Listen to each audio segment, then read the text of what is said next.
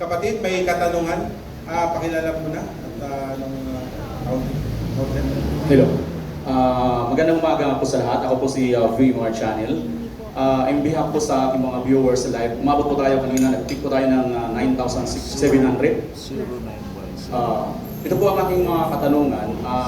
Hihingi po rin ako ng magiging advice sa taong bayan sa dalawa pong pinagbibitaganan po nating Senadora Nikki Cositing at si Attorney Vic Rodriguez, yung kaming senador natin.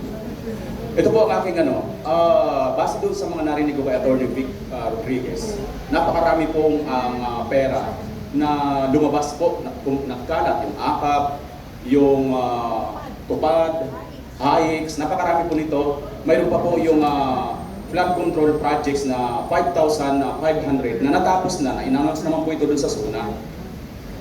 And ayon po sa report, 1.4 billion daily daw po ang ginagastos dito sa mga flood control projects na ito. Nakakalula po ang mga figures at mga pera na lumalabas po sa ating bansa. And yet, mayroon po tayong napanood dito sa ating Pangulo na ang sabi niya doon sa isang video, anong gagawin natin? Sabay kamot sa ulo. Ito po ba, Ma'am Nikki Cositing, ito po ba yung parang nagpa-fact check doon sa, nagtitrending po kasi yung panayam ninyo noon, dito po rin po yata yun, isa rin po ako sa nakapag-react, na sinasabi nyo po noon, si Marcos ay wala pong alam, kundi lagi lang pong parte at kung ano-ano lang po ang ginagawa. Ito na po ba yun, ang resulta ng mga sinasabi nyo noon? Baka mas alam ni attorney yung work habits, no? Dahil malayo po ako sa Malacanang. Hindi po ako naimbita ron. Kaya baka si attorney mas alam kung ano yung work ethic, no? Kasi yung mga, minsan, alam nyo, ito sabihin ko lang. Minsan, yung 2 seconds or 3 seconds na nakukuha sa video, does not really tell the whole story. Minsan. Pero baka si attorney mas alam. Attorney, baka pwede mo raw may share? Mahirap pag naitabi ka sa dating senadora. But importante kasi yung malinaw na direksyon ng kahit na sinong Pangulo.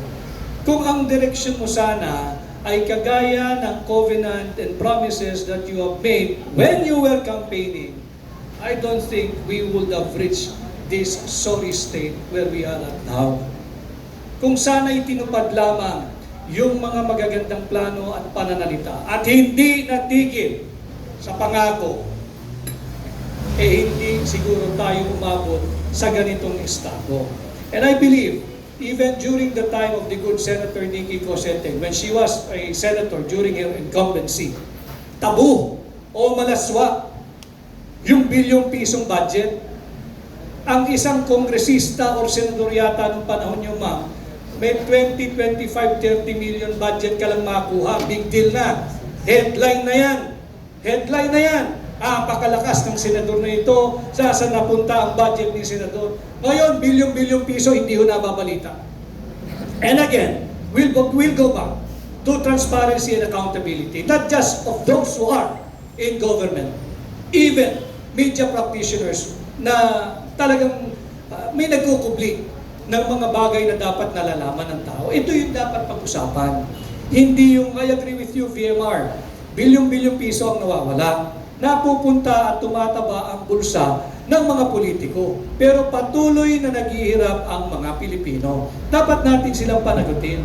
And I have said this earlier during this forum, that while we cannot change the beginning, let's come together and realize what's at stake this coming midterm election. Because when we come together, we can still change the ending. Basta't pag nagsama-sama tayo, posible ang pagbabago. But of course, depende yan sa inyo. Alam ko naman pagod na kayo sa korupsyon. Alam ko naman pagod na kayo sa kahirapan. Huwag na nating pahintuluatan, magpatuloy pa ang ganitong uri ng baluktot na pamumuno at pamunuan. Okay, may daragdag pa po si Senator